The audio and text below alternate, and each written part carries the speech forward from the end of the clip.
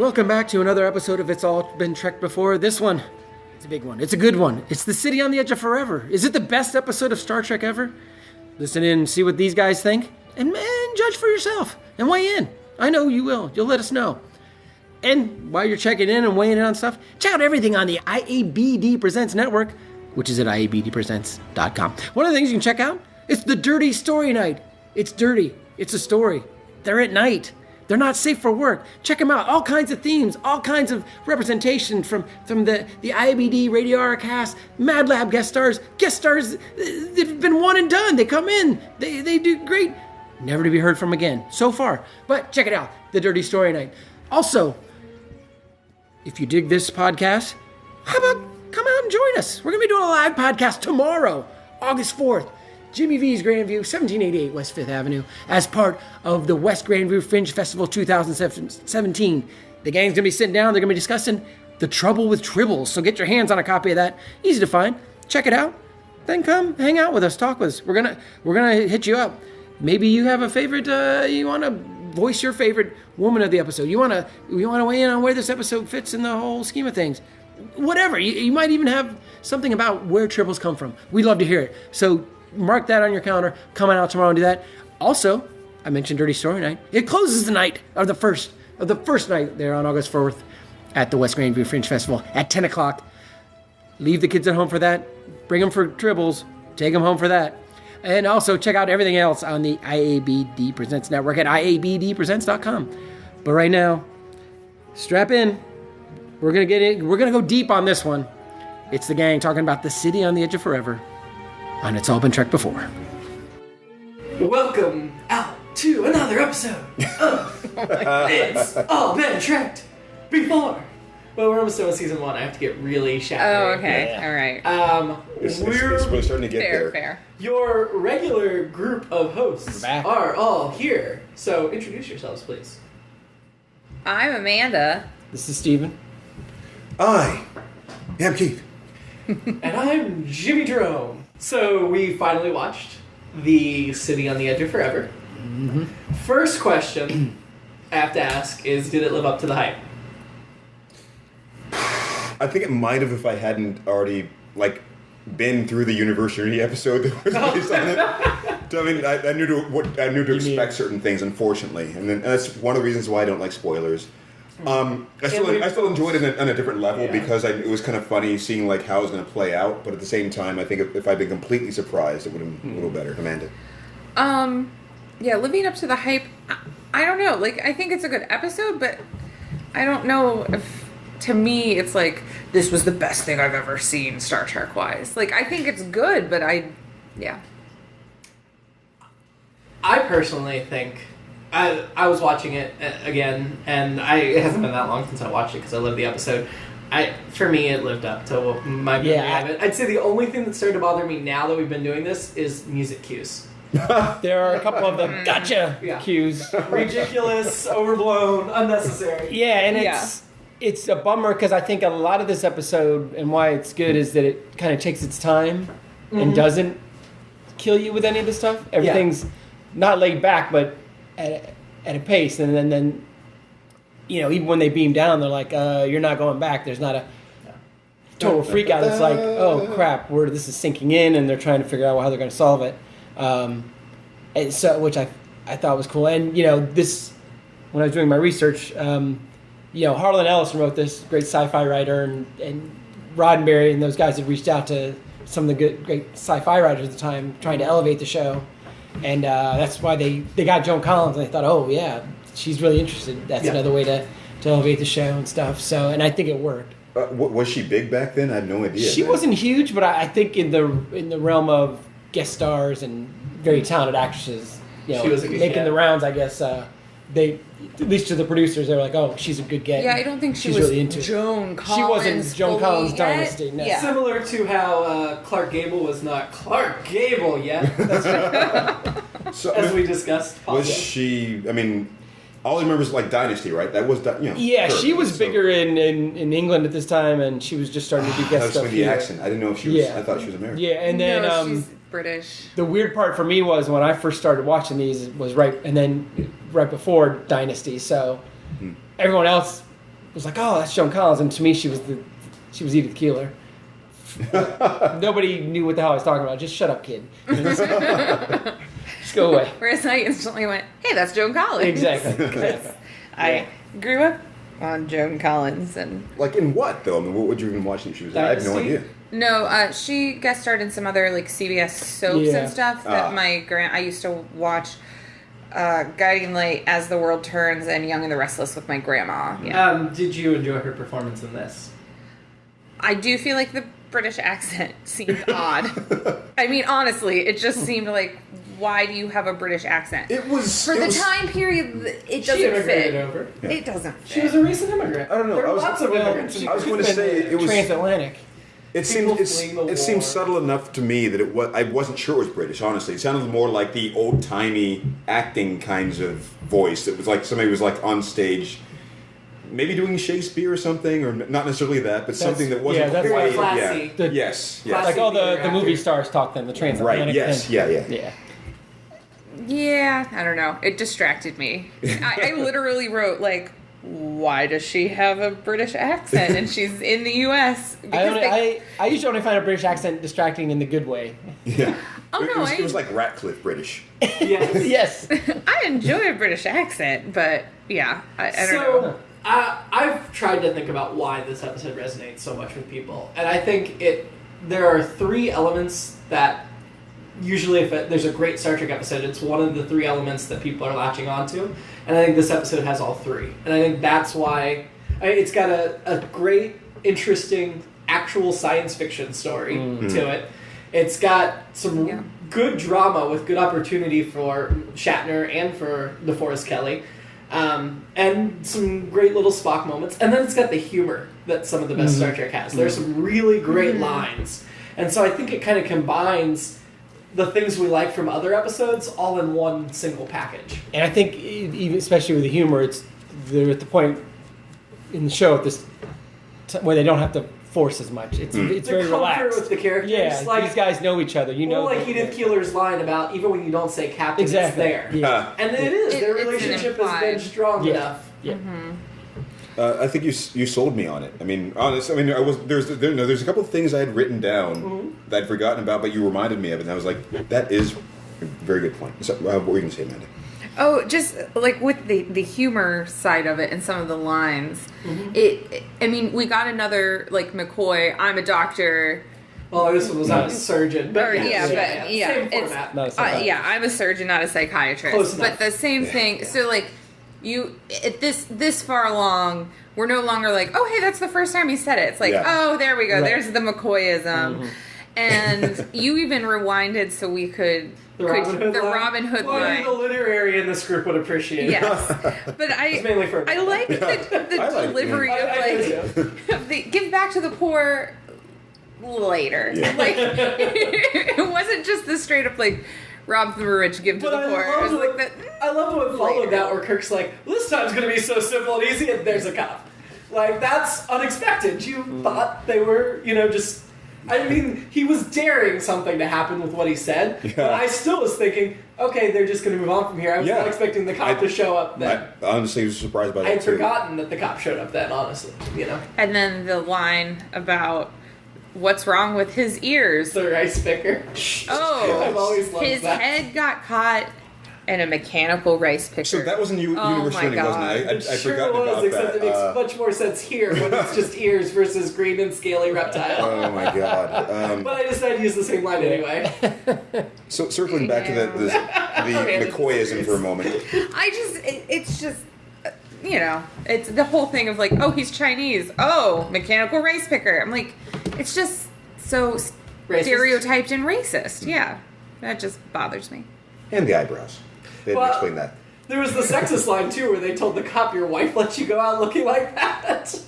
Which would have worked in 1930. Yeah. Sure, Obviously. sure. And so they were relying on that. Yeah. They were reading. Yeah. They've been reading their history. It was like, I should say this thing. Because they were I don't sexist believe- and racist back then. Yeah, but we're fine now. We're fine in this other starship here where we don't, They did kind of hint at, we figured all this out. Yeah. Yeah.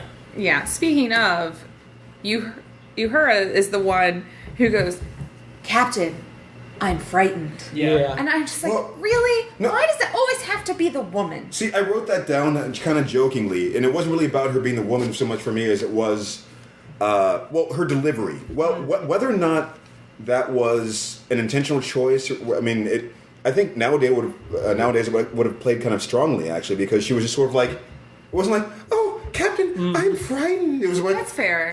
I'm frightened. Yeah. And honestly, like, we've seen her not be frightened at other things. I think it helped hammer home how bad the situation was. That everything is gone. And I agree, it didn't necessarily need to be her to say it.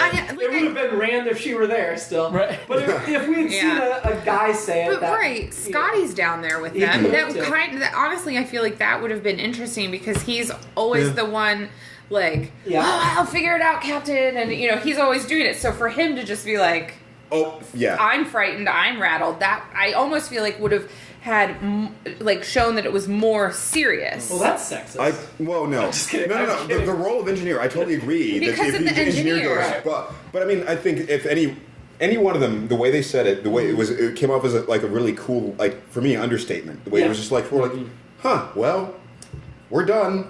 not like, it's just like, well, it's not like she ran to Kirk's arms or any of that. Yeah. But yeah, I get your point. I absolutely do get your point. Yeah, it's just one of those things that it's like, really, why is it always the woman that's like, oh, I'm scared? Because she's better at expressing your feelings than all the guys who can't get in touch with their emotions. Oh my god.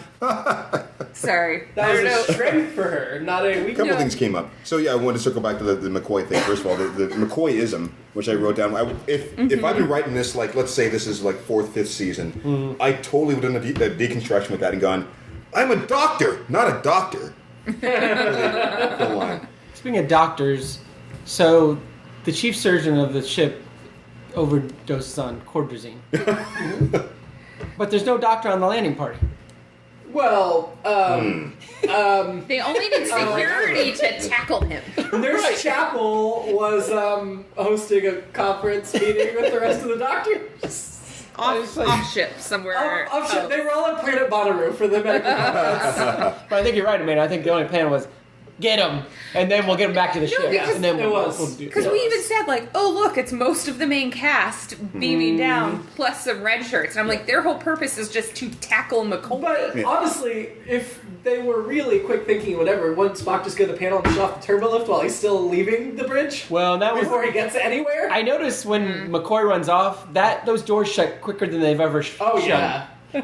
Those guys were on it behind the wall. If Kirk or somebody has to turn around and say something dramatic, they really take their time. But that time, they close real Nope, Well, he's those- escaping. Those doors are really sophisticated. They can judge the situation. You're in a hurry. They know how urgently guy's you in a need to hurry. leave. Oh god, my note-taking timing must have been really off for certain things. There were That's okay. questions in my head. First of all, I want to get the eyeshadow thing out of the way. As soon as the eyeshadow. So I guess he and McCoy need to have that kind of. I guess Spock too sometimes. So Well, Spock does. what's the any ideas about that? Is it just like the way it would play on old-timey television or something like that? The makeup they're doing, or just... I don't know. It just seems like some episodes, it is some extreme eye makeup going on. It's It's true. like whoever was the makeup artist that day really went heavy on Well, the when you're- At that point, I shadow. think they wanted to do kind of heavier makeup because the screens people were watching on, it was hard for things to translate. Well, yeah, that's to be what I was noticeable. asking. Yeah. Kind A lot of them were still black and white. Yeah. So- And small, grainy, 12 Oh, right, of inch. course. Yeah, so it's kind of like when you cake on extra makeup on stage actors. Yeah, because when Yeah, I so first you started can see watching, Yeah. probably half the time I watched Yeah. from early on, I was watching black and white. Black and white. Well, you know, Because the Spock's TV skin you tone had at the time. story. Yeah, that was. So, I think we had a little 12-inch in my room, so that was And Venus ours. skin And tone then story. when we got a nice big color one, that was downstairs. Yeah. Oh yeah. So the other thing about that. So my note was Bones shouldn't keep his finger on the hypo trigger. Like what was going? It was just like whoops. Oh! That was one how's of the, it's like why wasn't the safety on? it was a plunger or something like what? Yeah. That was one of the weaknesses in a couple of the reviews I read. Pointed out, were like that doesn't make any sense for a doctor to do that in a situation like that. Whoops. So, Yeah. and Is cortisone a real thing? it was going to be adrenaline, and then they decided to make up this other It thing. needed to Okay. be something fiction because Yeah. nothing would really make any sense there. And for in us, Ellison's like original script, the McCoy part wasn't part of it. So yeah, that was all. Yeah, Ellison hated this episode. He thought they destroyed his script and made it turn out awful. Interesting. His is.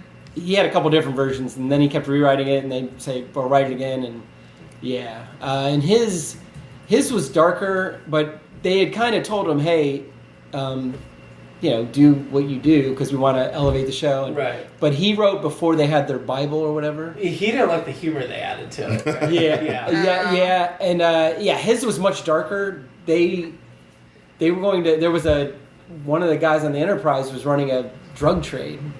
Oh. And they were going to execute him. Mm-hmm. And he escaped through the Guardian of Forever, and that's who they had to go back and get. Oh. I liked it better this way.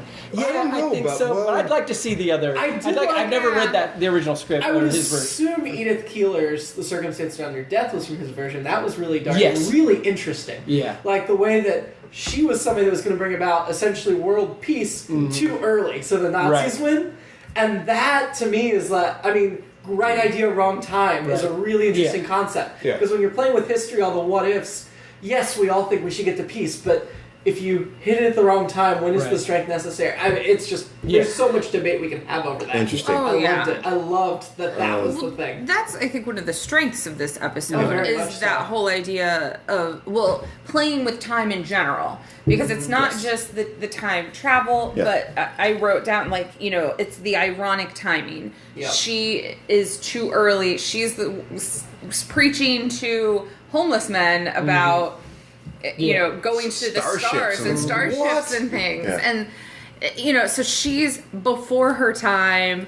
Kirk is finding her at the wrong time. Yeah. There's even, the part where McCoy comes in and she leaves with him, and then you see Spock walk up and, take her place at the window. So it's all of this irony of time going on throughout the whole... And the death was so poignant. I thought, the McCoy going, do you realize what you did? Yeah, that and Spock and Kirk not answering, Spock saying, he does. Mm-hmm. That, to me, I was like, yes, I love that part. Okay, so getting back to the sci-fi aspect. Yes. The classic, the really good sci-fi part of the story.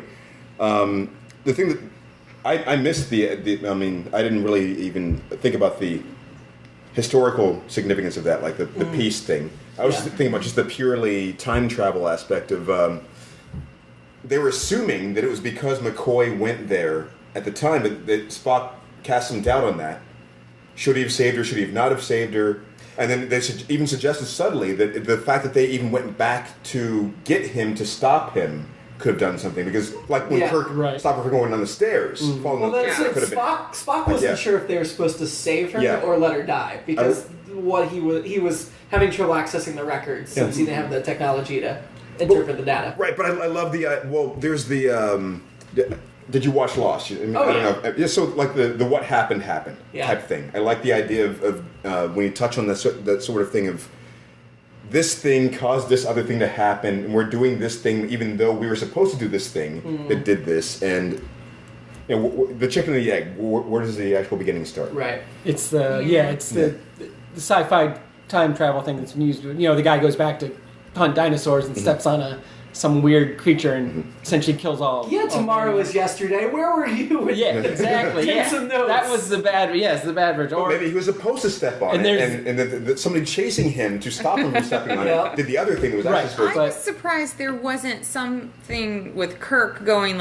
she's already ahead of her time. Let's just take her out of this time, because if she's not there to start the piece and try to talk with didn't have a ride back. The Guardian basically said, "I'll bring you back when you fix it." Right, and that was the only. But them taking her out of the time, how do they know that wouldn't also? Because they couldn't take her out of the time. No, but I'm saying if they were oh, this will be the solution, and the Guardian would be oh, well, that will solve it. Because we don't know how the Guardian works. Yeah. He's an alien construction from a long time ago. He's a Stargate. So a couple things about that I wanted to ask. It looks like Stargate. Yeah, but this came first. I know. I'm just saying. Well, first I want to make one comment, which was, okay, so they're down there on the planet. They're seeing this arch. Spock is saying, here's where this is coming from. This very dangerous thing that we could detect from way over here. Why the fuck are we right next to it, poking at it and walking around it? All right, but the other thing is, and I said I wanted to save this again for when we were actually recording because I'm still not quite certain how they were determining these things. So the Stargate actually said to them, "I'm just going to like pull you back whenever you fix it." I mean, so was it cooperating to the extent it was like, well, let's aim right over here. I can't get you the exact place that McCoy went. The way he worked, he couldn't he couldn't aim them. Right. But Spock had recorded and he replayed the loop. So Spock was able to time it based on the recording. He had very specific rules. The Guardian did on how he worked, and he could only work within those rules. And with the sending Kirk and Spock back, he basically said, "I can replay this, and you can jump in and try to fix it. If you don't fix it, whatever, there's nothing I can do. But you can give the opportunity, and if you do fix it, I'm able to pull you back." The Guardian is explored more in a variety of novels and things that have been released. Okay. They don't explore them again in the series. But at least as far as the novels are concerned, this planet has now been quarantined, is under heavy guard, and occasionally Shatner uses it a lot in the novels he wrote that take place after Kirk's death, when Kirk comes back to life and goes to the Mirror Universe and just does a whole bunch of crazy crap over like 12 books. Shatner makes heavy use of the Guardian at the Edge of Forever. They're actually pretty decent books because I think he just is. They're always with a co-author.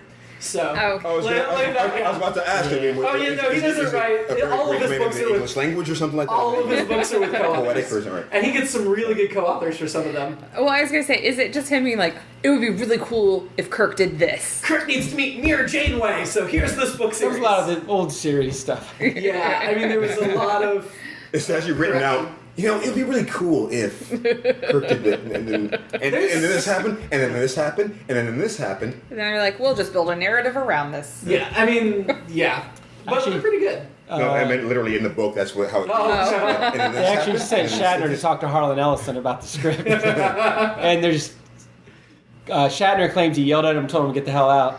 And Ellison says, "Well, that didn't happen. No, we just had a nice talk." But Ellison's noted to be very confrontational with everyone, so and he owns it at least, but not in that specific instance. But yeah, but the Guardian Forever is a great device for this episode. I like that there's some mystery to it. I love the idea that it's always been there. On screen, though. Yeah, because he talks about that I've pretty much always been here. Yeah. And everything, and if they used it too much, it would be too simple a storytelling device. Yeah. But I wish that we'd revisit it down the road. So I still got two questions about that. Then. So this loop is playing. Spock has recorded this thing. So why can't they go back to the exact point that? Because it's moving too fast. And he asked if he could slow it down, and he said no. So there's a gradation that's happening there. It's not like on the screen they make it look like they're just like hop, hop, hop. Right. Hop, But, yeah. Well, they also say something about we need to go and be there before Right. he comes through so that we can catch whatever is going on. Yeah, So they that's do mention that of like, we don't want to go right at the exact same time because that might screw things up even more. We need to like contain him essentially. Spock needed time to build his computer, apparently. Well, yes. God, that's another whole other thing that I want to get into. But yeah, but jumping into the end with the way this deal they have with the Guardian worked. So they fix it, and we see them just like hopping back through again. So we don't really see them like. It would have been nice to know if there was like a portal that the Guardian opened, like, okay, you fixed it. Please come through me again, or and something. then some passer on the street saw it and screwed up history all over again. I mean, Plus, they're back in their uniforms. Well, oh man, I didn't catch that. Yeah, Yeah, they are wow. because it's and very the much. comic pops a few seconds after him. yeah, that was my thing. It was like, well, you have to go back reverse order from what I saw. All as it was. That's the important thing. The Guardian put him back in their uniforms. Yeah, sure. Look at the next. To me, That's the it whole just off-screen part. would have been interesting if they had shown back up in. I mean, Well, so devil's advocate. Well, they returned to clothes. So that's what I'm saying. You don't want to screw up history, so you don't want to leave the uniforms Right, because that's even true. the technology to make them would be advanced for that day. Yeah. And so they probably had time after Edith died to go back and get their uniforms before the But Guardian would bring them back. that doesn't make sense because the Guardian said that it would bring them Like, back bam, right as away. soon as the time was fixed. Right, but the Right. time Dirty would jump. have still been screwed up had he not given him a couple minutes to get the uniform. So the deleted scene we missed was Okay, the Guardian. right, Star Trek The apologists. deleted scene we missed is the Guardian saying, all is right, but go collect your belongings first. I'm inclined to accept that because, as I said, we didn't actually see them jumping through anything. Right. So any number of things have been happening between then and that. There was a scene where Kirk's like, why aren't we back yet? And Spock's like, oh, the logical thing is we need to go retrieve our blah, blah, blah. But, they only have 50 minutes for the episode. Oh, God. So right, so that's the deleted scene. Sure. I mean, I actually would accept that more than some of the other leaps I made. But see, I do wonder, though, because Keith brought up a point when they're trying to explain away Spock's appearance early on. He was one like, of the two things, yes. Yeah, he's like, why couldn't they just say, oh, we're on our way to a costume party or something? And... Because there weren't costumes. Okay, come on. No, like ears and stuff. Right, they're wearing clothing. There have to be textile plants. They can't be like, oh, what is this fabric? It's just they're just wearing clothes. I mean, but if it's a Tuesday morning, what kind of costume party are they going to? First of all, 1930s. There were prosthetic makeup if you were in Hollywood, especially because I know you said the thing about like, if you were Lon Chaney, yes, but that good. If you were Lon Chaney, 1930s? Well, that's the thing is they don't even make it clear that it's New York City until halfway through the episode when it's like, by the way, here's an establishing shot of the Brooklyn Bridge. No, just you know when Kirk and Spock first appeared, there's a boxing poster behind them that says Madison Square Garden. Oh, I saw. Boxing. Yeah, I didn't read Madison Square Gardens because it was right behind their heads from the beginning. I was holding your baby. TNG episode, I think. That same sign. Oh, do they? Yeah, nice. They brought it back. Okay. But before we get too far, which we know will be Madison Cube Garden eventually. Well, and I'm glad we had the conversation because we'll all know what to do if we ever end up back in 1620. Why 1620 in particular? 400 years back, so we'll be on our way to a costume party. All right, I think there's a range of time where this could work. We'll just say we're part of the elite, and we're on the traveling theater troupe. Well, if we're in New York City, it'll be we'll buy it for a bag of magic beans. A couple of Dutch settlers. $44, right? Yeah. Why are you speaking English in this non-existent country? And I said, well, I don't know. No, it would be, you're a woman and you're in pants. Yes, that too.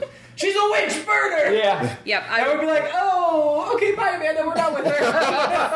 Thanks, guys. Yeah, I totally all as it was. Well, if we tried to help you, we would have all died, so... What are those things you're wearing on your faces? How does glass work? Those things. These are my spectacles. What? Women don't have testicles. Whatever. Women aren't supposed to speak. Yeah, that something too. like that. Wait, all right. So, the device that Spock was making, I didn't get that explanation either. Was that part of the plan? I mean, what was he trying to? He was trying to make a computer that could process the data from his tricorder. All right. So that was all right. That's the part I mentioned or missed. His tricorder reminded me more of a old-time Polaroid camera in this episode than like any other one.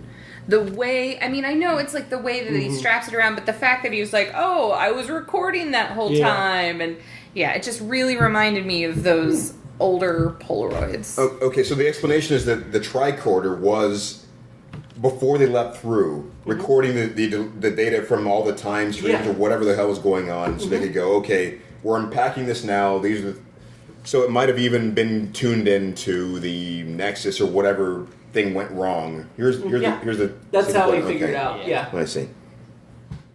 Well, that makes more sense. And it's like, here's some pictures from newspapers that I have to be looking through. Maybe if the baby would have shown up, you would have caught these things. Oh, she can talk anytime she wants. She's so cute. Zod? Yes. Oh, yeah. Fashion. So, it's very. They're trying to make it look very 1930s, but I feel like Spock in particular looks like he could be an extra in On the Waterfront. With like the hat and everything, he looks very dock worker on the waterfront. I'd say would have dock workers. Actually, pretty 90s too with this stocking cap. Yeah. It's a hipster. I liked Kirk's flannel shirt had Also to have hipster. Still. button undone? still had to have an extra button undone. Which would not have been the 1930s style. No, not at all. No buttons I ever. used This also inspired Star Trek 4 in a way, because when they were going to... the When car and the cursing or whatever. Well, they thought about using the Guardian Forever for that, but they really just wanted to hit on the idea of, we have to go back and fix this kind of There thing. was a moment though that was Okay. almost just like in Star Trek 4 where the car almost hits Kirk and Spock early on. And he does something and all I can think of is like when he hits the hood of the car, double dump on you, you know. So You're right. You're right. Yeah. Yeah, there's a lot of cars hitting or almost hitting So people. Star in Trek this. 4 was the sequel to this, the way Wrath of Khan was the sequel to Space Seed. Well, they like sort of. when they Take the best when concepts. Harv Bennett started Yeah. looking at stuff, this was one of the ones, and they kind Yeah. of pushed it off and came Take- back around to it. Right. Yeah. So. Take the best concepts. Yes. Yeah. Revisit them. Yep. Yeah. Streets were not safe in 1930s New York. I mean, No, they were not. I mean, lots of people got run over by horse carts or whatever. I'm sure a lot more people got Horse carts were not as common in 1930. It's not quite that long. Lots of people got run over by my chariots. God. I'm just saying. Speaking of safe, I forgot to yes. hit my safe space anthem that I wrote down. Need to get back to the mic for this so I can do my McCoy impression, which was, "Don't run! I won't kill you!" So, That was a fun line. yes. That was great. Oh my god. There were so many like amazing McCoy bits in this episode. I liked when McCoy said assassins, murder. He said, what did he say? Murderers, assassins. There we go. I did enjoy Crazy McCoy. Oh, absolutely.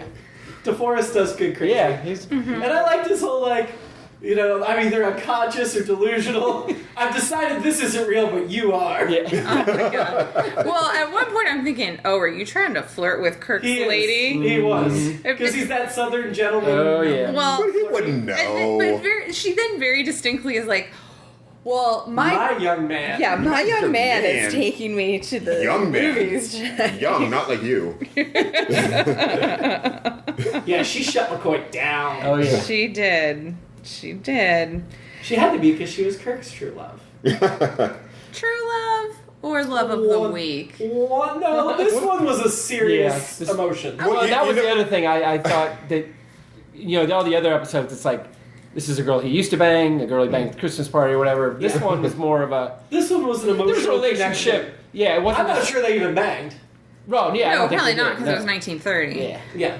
Well, there was premarital sex in 1930. Okay, yes, but not when you were a social worker working with a bunch of homeless men. Probably You not. wanted to avoid that. Well, doesn't Kirk say something about, what's You were he great say? last night? No, when he's going up the stairs, he says something about, These feel great. I thought he intimated that something been could. intimate? No, that he wanted. He had. He Wear didn't the say lacy ulterior knickers motives, this evening. but what's that? Wear the lacy knickers this evening. The way that you know everything was serious, the way everything was really working out was because Kirk actually said, "I think I'm falling in love with her." Just stop and say this. Here are the stakes right here. I think I'm falling in love. Yeah. Or I have fallen in There love. are with her. very few times in the course of the series where I feel Kirk shows real emotion towards a woman. This is one of them. I agree. Yeah, It's real because he said it. No, I just saw it in his face and stuff too. and their I'm interaction sorry, I'm is. kidding, yeah. but yes, it is. No, I see Yeah. what you're saying, Keith. I mean, they do. They don't just show; they also tell. Well, It was the 1960s. well, Yeah. and I think two things. There's one, Kirk's in the back of his mind. Obviously, they've got to fix everything. But on the other hand, it's like, oh, I don't have to be on a starship right now. I don't have to do that stuff right now. I can appreciate this or whatever. But also, I think it's. I don't know if it's contradictory or not, but yeah, obviously, it's probably in a very fragile state right now. That all of all of history is depending on him, or the future, I should say, is Yeah. dependent on them.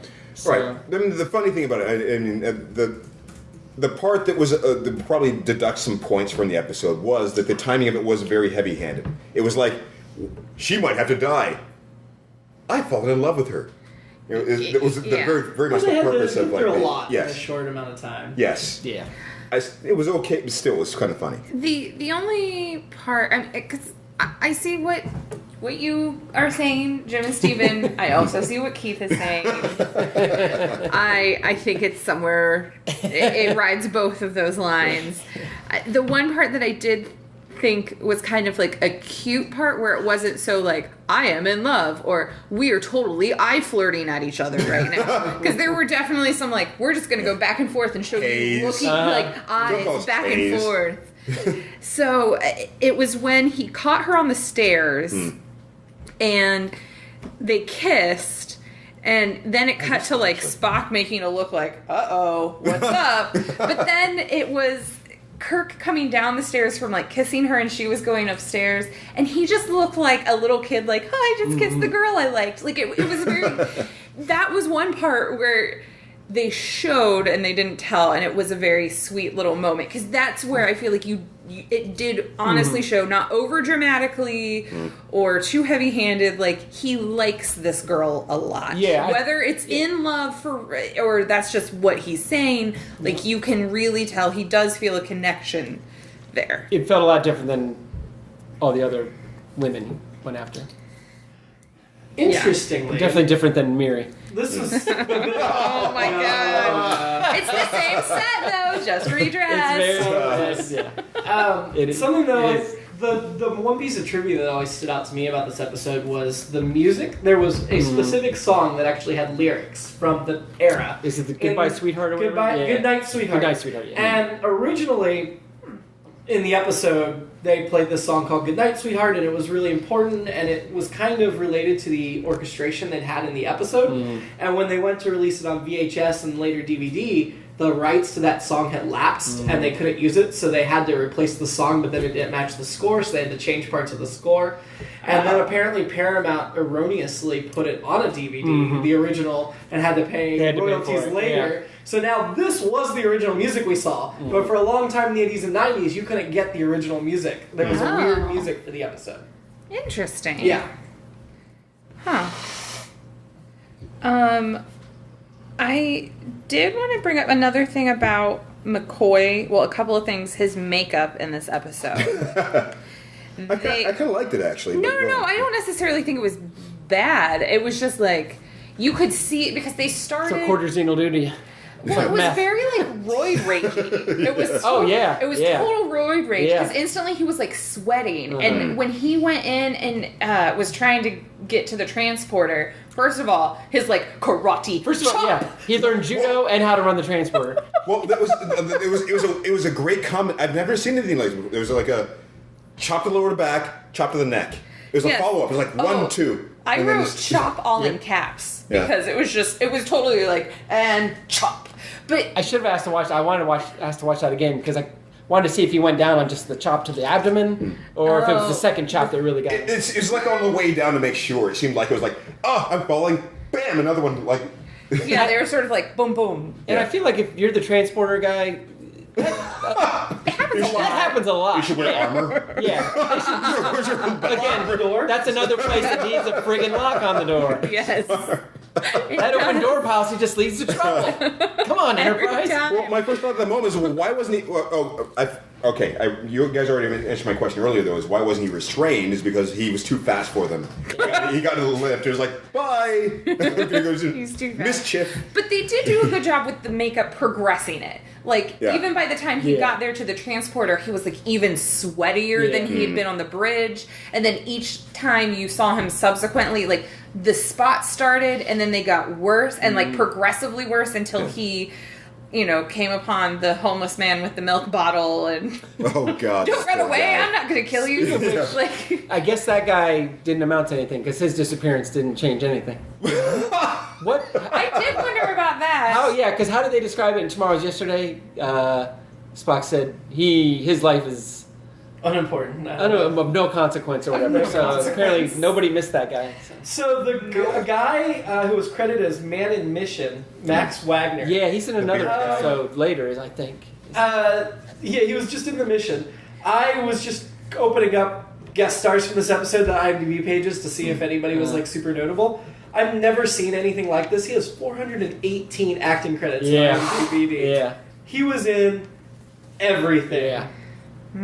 From 1974 was his last credit, but his first one was 1924. Wow. So for 50 years, he did over 400 things. He probably worked with Clark Gable. Year was born, by the way. Probably. That was just amazing. I've never seen anybody have more 74, than not 24. 150. I mean, really? like, 400. I don't think I've seen anyone come even close to If that. you ever look up some like prolific voice actors, you will get that. He was a day player in the movie studio for a time, and that's probably where he got most of them. But yeah. Yeah. So I've got a couple things about the Gateway, which I also thought were funny. The Guardian on the Edge of Forever. Yeah, I'm sorry. Yes, the Guardian. The Guardian, The Guardian. forever. Stargate. Did he call himself anything other than the The Guardian? Guardian of Forever. Guardian of Forever. Interesting. So first of all, when he was doing his poems about himself, one was very accurate. I am my own beginning and ending. It was shaped like a circle, so that was technically true. Yeah. Yeah. So It also made me think in that context of like the monolith in 2001. Not to take a huge detour, but which was based on a short story called The Sentinel, I did not know that. and he's the Guardian. So Interesting. yeah. So Harlan Ellison's a hack, is Oh, absolutely. And so Just parallel. Just a parallel. Just yeah. also is Don't sue me, Harlan Ellison. Is he still alive? Yeah, 83. Oh, wow. It's from Cleveland. Oh, so Okay. it makes it even more likely he's going to sue you. He's probably listening to this. I mean, why wouldn't he be? Yeah. This was his favorite thing he ever did. He's totally listening to I'm sure this he's got a episode. Google alert. Well, just like, I don't think he likes this episode very much, but he loves It's All We Presents, so he listens to everything. Oh, okay, Right, all right. I was right. going to say He's our mention his biggest name, but if fan. he's already listening. That'd be awesome if he liked our network. oh my god. Somebody should send him a little email, anonymous email. Hey, look at this network, and here's the universe. Yeah, maybe we can do some live versions of Yeah, his. probably. Well, of course, he's futuristic. He's got like everything. I'm sure he's like ahead of the time. And by the way, Kirk, terrible job trying to tackle McCoy. Didn't even come close. No. Come on. It's just a good bro hug. You know, it was leading into the. Didn't even get close. Didn't get a hand on him. The Guardian says, "Here's a gateway to your own past." Right. Like, who was he talking to in particular? And That was- Humans. Yes, the fun thing about that too, of course, is your own past. Of course, is like before the 1970s and backward. And here's Hitler. Here's some other things, and here's some other notable things that happened in your own past. I did like that they were like, Yeah. oh, here's like the Huns attacking because we have Paramount footage from that. That's and here's exactly what it it was was. like all of this footage and like, oh, here's Knights because we have Paramount footage of that. And then suddenly it was like, newsreels because we've got those. And again, it was that thing Yeah, that that's great. we've talked about before. It's like, oh, it only goes up to around right before the 1960s. They don't have anything after that. Yeah, where were those things Yeah. from 2200? They couldn't just throw like a Flash Gordon or Buck Rogers in Kirk, there. the author? Yes, that's exactly Yes! where I was. This I is knew like you would never love happens. that. Yeah, that really hit me. What now? This is when Kirk mentions about 100 years from now, this author is going to write this. Yeah. And I Oh, was yeah. like, they're talking about something that's in You're right. our future. You're right. That takes place between the 60s, actually takes place between That's right. now and Star Trek times. That's right. Yeah. He does Kirk, so. the author. What do you say? Kirk he is quotes an author that to Edith Keeler. Yeah. They said wrote this book about 100 years from now. And so he's from from- like and wrote this 2030s. thing. Star, Yeah. just west Which of. Star Trek like never does. That was so mentioned in really this episode. exciting. You're saying? Yeah. Oh, okay, Yeah. I missed that. Yeah, I noticed that and I was like, I know Jim will bring this up because I'll I know bring up that's that. something that you Took That's you a long pet peeve enough. of mine. yeah, right, that they never bring up anything Right. from Deep history. Space Nine does. Of course it Deep does. Space Nine talks about baseball going extinct and then their attempts to bring it back. There's a lot of baseball Yeah. stuff in Deep Space Nine. I like that. So Spock, I liked when he seemed very affronted by the Guardian calling his science primitive. And he had this look like, wait, what? I'm Well, not primitive. But then the jokes he made about the 1930s science. I know, which was so perfect. Which leads into how Kirk was totally baiting Spock into creating the computer. Oh, yeah. He's just like, oh, I mean, that totally seems like a challenge that you could do. Like, you know, If you don't have time, if you don't think you can do it, well then. I know.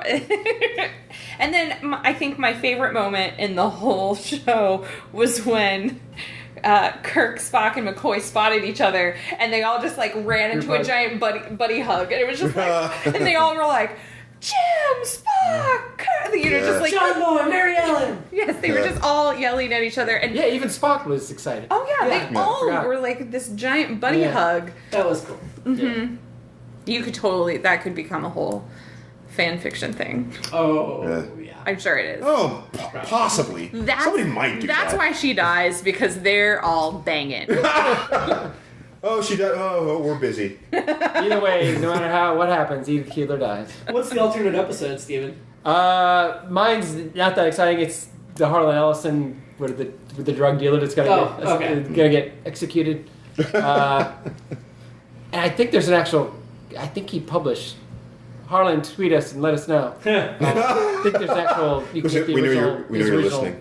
version. Tell Sam to tag him. Because We'll need to remember to do that. his original version won the Hugo, and he walked by the Trek table, and they were super excited because they're like, "Oh, we did this for you," and he was like, "Nope, I did this. This isn't your version." Well, he didn't say that to him, but he was very pointed, and his acceptance speech was very, "Screw you guys, you ruined my thing, but I still won anyway." So a couple The things. Star Trek guys were like, "We won it for you."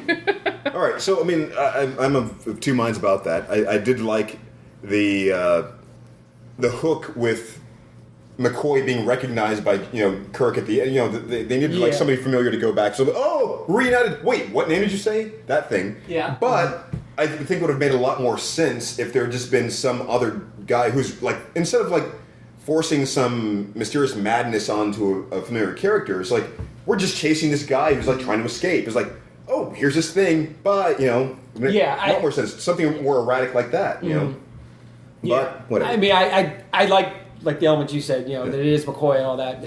And like I said, some of the people the reviews I read, that was one of their bigger problems with it was, him getting that injection, being a careless doctor. There we go. Yes, that is a thing. He was probably just drunk.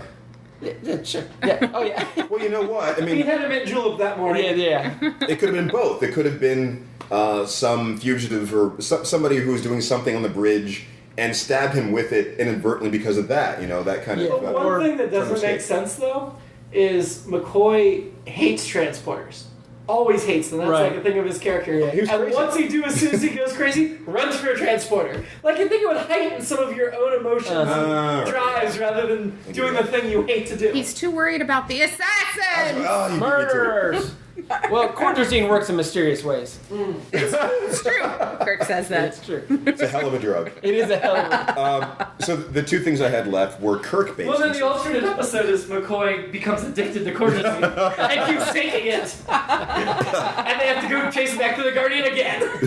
I like that alternate episode. Yeah, I like that one. You're welcome. You can have it. And in every one, Edith Keeler gives a speech about how you beat addiction. It never works. Yeah, Edith Keeler clearly knew nothing about addiction. No. But she was 1930s, so that was probably the 30s But attitude. she could envision starships reaching the moon. That's different, though. That's exterior versus interior. Like, there are plenty of people who can envision technology that don't have any understanding of people. But she should have been able to do the interior because her whole thing was that she was the one with peace.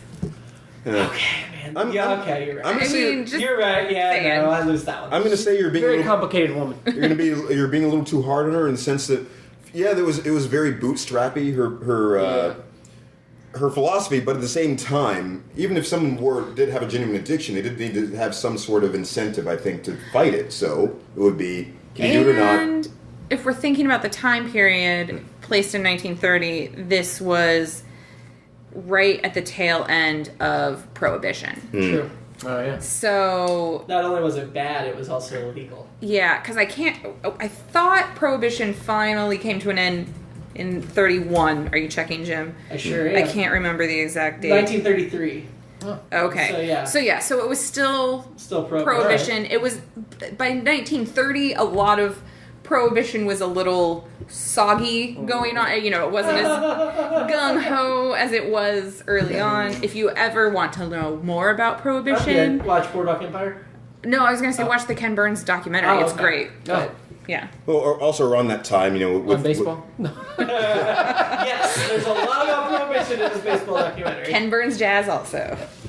with the rise in sobriety, they were better able to appreciate the talents of Clark Gable. That's why he became so big. Yes, because he never drank. So the couple things I had left were Kirk things, as I was saying before. Okay. You have your Spock things and the Kirk things. So now we're getting into the Kirk deliveries now, like every episode at least once or twice. And so the first thing shat. was yeah. There was a little bit of that in there. Yeah. Definitely. So you're saying, could we go back to this portal and like Spock finishes the sentence? Yes, we can do this. Stop it. Finish the question. The other thing I noticed was, I don't know why, when he was talking to, what was her name? Edith Keeler? Yes, Edith Keeler. As she was hiring them on the spot in the basement, his question to her, it sounded like he was going to say, was, excuse me, miss, where do we turn in our W-4s? That's what I thought he was about to say for some reason. What is your vacation policy? Now that we're I hired. liked that Spock was homeless and jobless, but he needed equipment for his hobby. Yes. For his hobby. Awesome. Well, that's all a man was about, was his hobbies in 1930, right? No. What was his drink. What did he ask for? A 6-pound And his block Clark of Gable. platinum? Is that what he said he needed? He Yeah, wanted gold platinum, and gold, and platinum. silver. And it was Silver and gold. Silver and gold. We love the rest of that song. Oh, God. Just immediately when you said that, I was like, Rudolph. yeah. And it was very husband and wifey, with Kirk coming in with the groceries and him being, and Spock, I need platinum. I have vegetables and I have some bread. Well, I think he was like, I spent 90% of the rest of all our this earnings money. on you. Like, where am I going to get platinum? That's some really, I work all day long and you're here blowing my money. that's some really tasty looking lettuce, the baguette, and holding up the The bologna. And yeah, whatever that classic was, baguette. in one hand to be just like, here's the bread and the bologna, I and do- oh shit, we gotta put this away. Somebody's at the door. Don't hide the equipment, hide the I food. know, they hid the food. I was Shit, like, oh God, put that why are away. you hiding the food and not the tube? Boxes at the beginning were literally passing through ripples in time, which Literally. I just remember that because I think whenever I was in junior high or whatever local station, one of the two that I would watch Star Trek every week, that was the commercial. So I heard that over and over. That was the part of the ad. I missed the sun fashion, or her skirt somehow keeps getting higher and higher. It's amazing. And I mean that in the positive. I know you do. As I shake my I feel like head. we've hit like maybe a threshold, but it's, whether she's standing or running or whatever. I could see all of her undergarment at the beginning of this episode. The other thing I read was that the where the Guardian Forever was, it was supposed to be ruins, and they thought it was supposed to be runes, R-U-N-E-S. Oh. So Harlan Ellison, in his mind, and the original set designer, thought it was. The idea was this was what was left of a more futuristic city. Yeah. And they saw R-U-N-E-S. Somebody decided that's what it was, so that's why it, the columns and stuff. So yeah. I don't. Well, Runes I think that's- versus is ruins. I love it. I guess I thought runes R-U-N-E-S were more like just little trinkets or something. Is that or maybe- like yeah. I don't know. I think that Maybe I've got it backwards. Runes yeah, is symbols. I think ruins would be the columns Yes. and so forth. Okay. Maybe I've got it backwards. That's hilarious, though. This is another episode where their ability to detect life forms doesn't. They know McCoy You're is saying. where he beamed down, but they get there and they can't find him. Yeah. It's literally a game Right, of. 'cause sometimes it can pinpoint exactly, and Yeah. other times It's like literally. somewhere in They're there. playing space hide and seek with him because all they're doing is actually looking for him. You just made me think of something I hadn't thought of. Why didn't they just beam them back up? I mean, if they could have. That's a good point. McCoy, nope, get back here. That's a good point. Oh, man. When they did the shot of the Brooklyn Bridge, it was right after they had their romantic moment, so it just made me think of Manhattan. They weren't sitting on a park bench, but they had to have. So Woody Allen also stole from Star Trek. Sure. Don't sue me, Woody. Who did it? And then finally, when they say hell at the end, they had to really fight for him to say it. It was one of one of Really? the first times Huh. somebody said hell on TV. Oh, Interesting. I didn't realize that. The censors wanted him to change it, and they were like, nope. Women, men. Am I still on Tomula? Is that Tomula? Yes, you sure are. I'm going to go with Edith Keeler. I'm going to go with her. I had a feeling you were going to switch here. I'm going to stay with Tomula. Are we... Are these... We're just Keith, doing you're first still on season? Tomula, I too. can't remember. Yeah. Yep. I think we said we were going to I think do first. Keeler's Yeah. accent was too off-putting for me, so I was like, no. I just don't like short hair. There's always that mysterious like haze over her too when they they cut to her. So I was like, no, I can't do that.